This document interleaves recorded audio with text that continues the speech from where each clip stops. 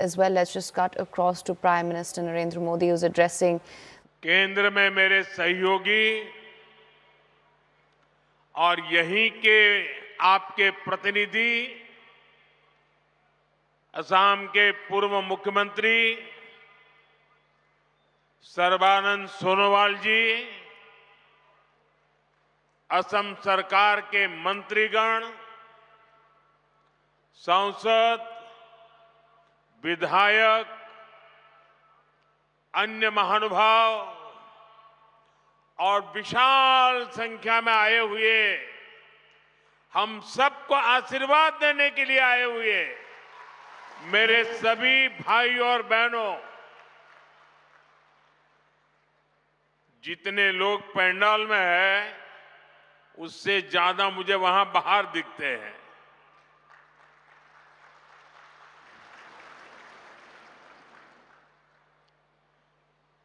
सोलुंग सुकापा और महावीर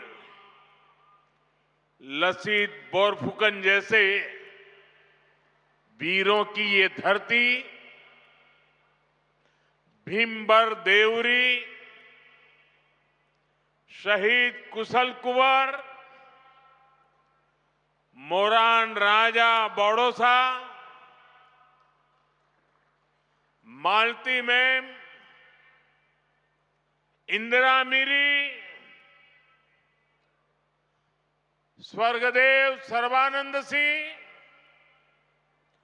और वीरांगना सती साधनी की ये भूमि, मैं उजनी असम की इस महान मिट्टी को श्रद्धापूर्वक नमन करता हूं।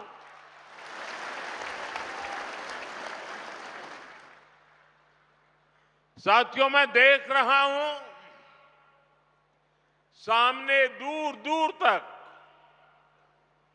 आप सब इतनी बड़ी संख्या में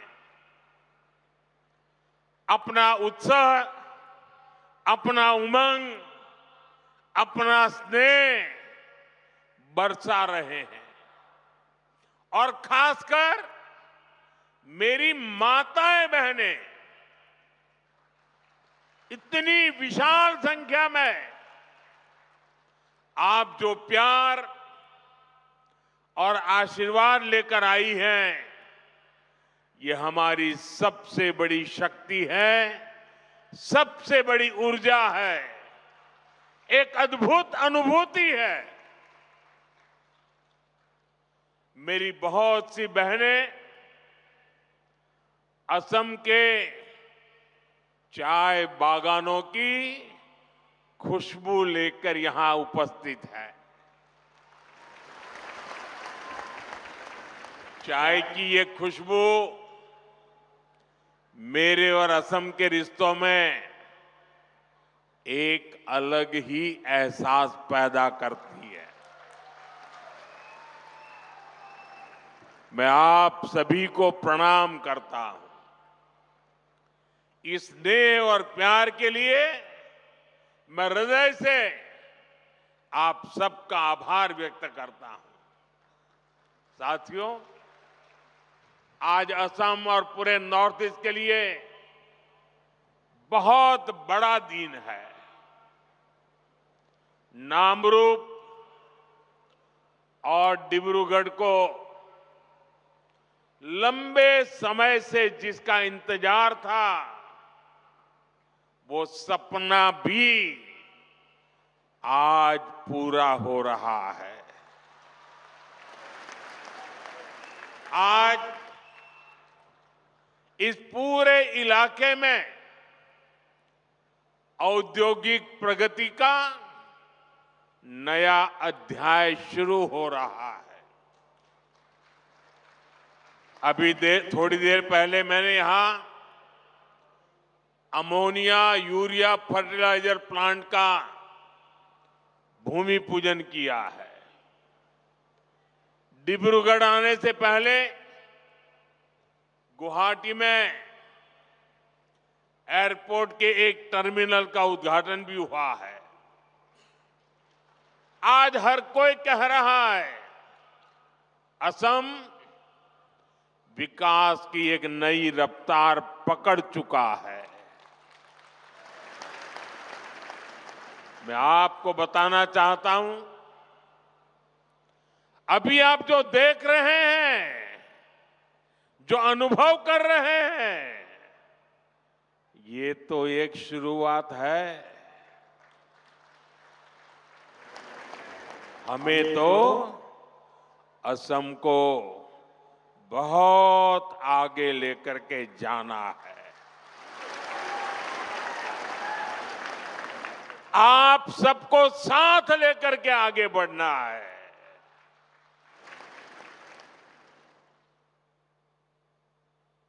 असम की जो ताकत और असम की भूमिका अहोम साम्राज्य के दौर में थी,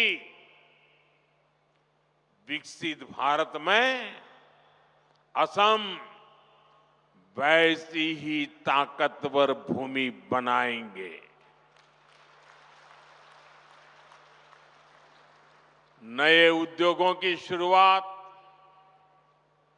आधुनिक इंफ्रास्ट्रक्चर का निर्माण, सेमीकंडक्टर्स, उसकी मैन्युफैक्चरिंग, कृषि के क्षेत्र में नए अवसर, टी गार्डन्स और उनके वर्कर्स की उन्नति, पर्यटन में बढ़ती संभावनाएं, असम हर क्षेत्र में आगे बढ़ रहा है। मैं आप सभी को और देश के सभी किसान भाई बहनों को इस आधुनिक फर्टिलाइजर प्लांट के लिए बहुत बहुत शुभकामनाएं देता हूं। मैं आपको गुवाहाटी एयरपोर्ट के नए टर्मिनल के लिए भी बधाई देता हूं। बीजेपी की डबल इंजन सरकार में उद्योग और कनेक्टिविटी की जुगलबंदी असम के सपनों को पूरा कर रही है और साथ ही हमारे युवाओं को नए सपने देखने का हौसला भी दे रही है। साथियों, विकसित भारत के निर्माण में देश के किसानों की, यहां के अन्नदाताओं की बहुत बड़ी भूमिका है। इसलिए हमारी सरकार किसानों के हितों को सर्वोपरि रखते हुए दिन रात काम कर रही है। यहां आप सभी को किसान हितैषी योजनाओं का लाभ दिया जा रहा है। कृषि कल्याण की योजनाओं के बीच ये भी जरूरी है कि हमारे किसानों को खाद की निरंतर सप्लाई मिलती रहे। आने वाले समय में ये यूरिया कारखाना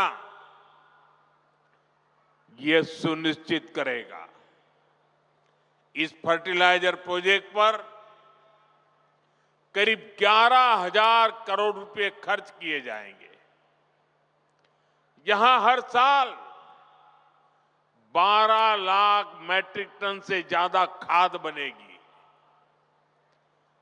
जब उत्पादन यही होगा तो सप्लाई तेज होगी, लॉजिस्टिक का खर्चा घटेगा। साथियों, नाम रूप की ये यूनिट रोजगार, स्वरोजगार के हजारों नए अवसर भी बनाएगी। प्लांट के शुरू होते ही अनेकों लोगों को यहीं पर स्थायी नौकरी भी मिलेगी। इसके अलावा जो काम प्लांट के साथ जुड़ा होता है, मरम्मत हो, सप्लाई हो, कंस्ट्रक्शन का बहुत बड़ी मात्रा में काम होगा, यानी अनेक काम होते हैं। इन सब में भी यहां के स्थानीय लोगों को और खास करके मेरे नौजवानों को रोजगार मिलेगा।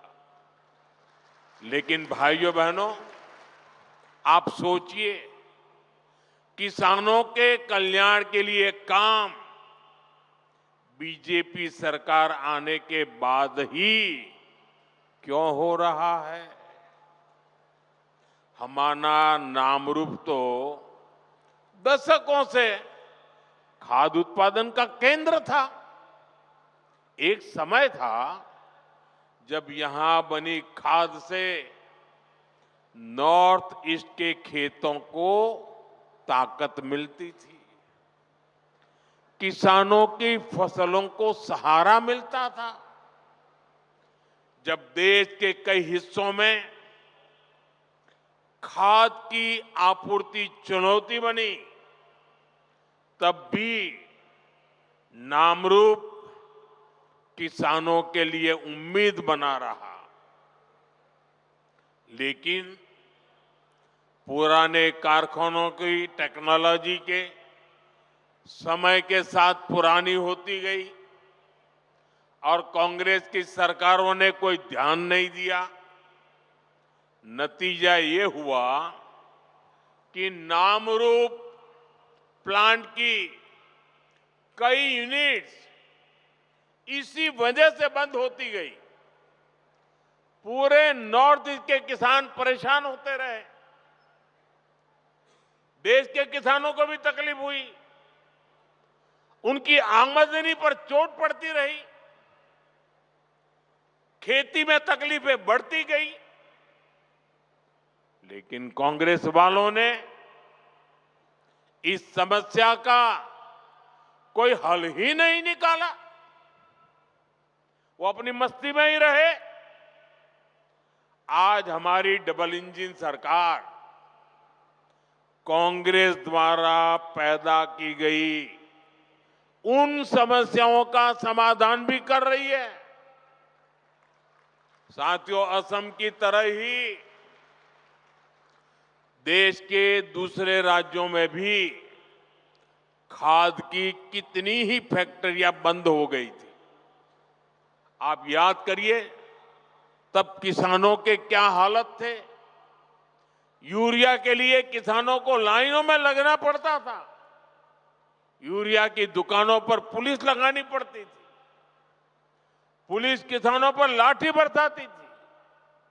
भाइयों बहनों, कांग्रेस ने जिन हालातों को बिगाड़ा था, हमारी सरकार उन्हें सुधारने के लिए एड़ी चोटी की ताकत